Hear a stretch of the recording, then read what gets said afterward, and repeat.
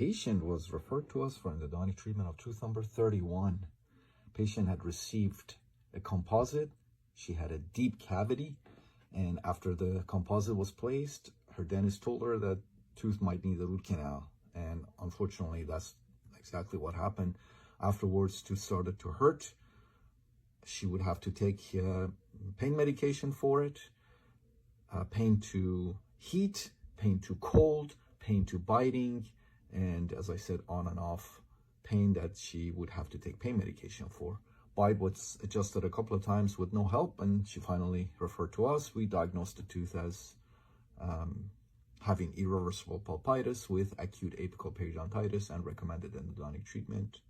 And patient agreed, and that's what we did today. So take a look.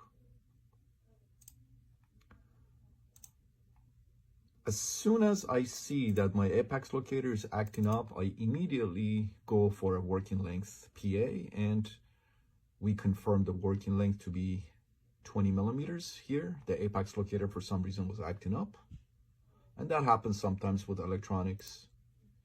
And take a look here. Here's the post-op.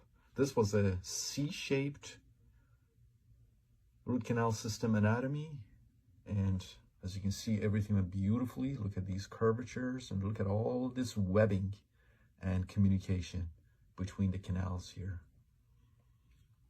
Let me show you a different angulation. This is another angulation.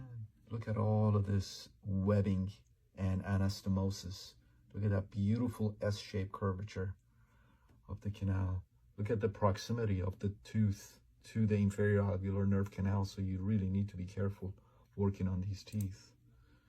Again, another angulation. You can see the beautiful anatomy of this C-shaped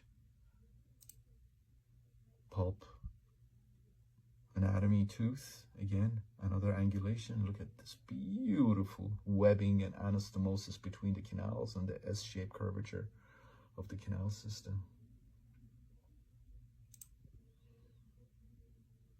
Another angulation. Again, you can see the beautiful anatomy here.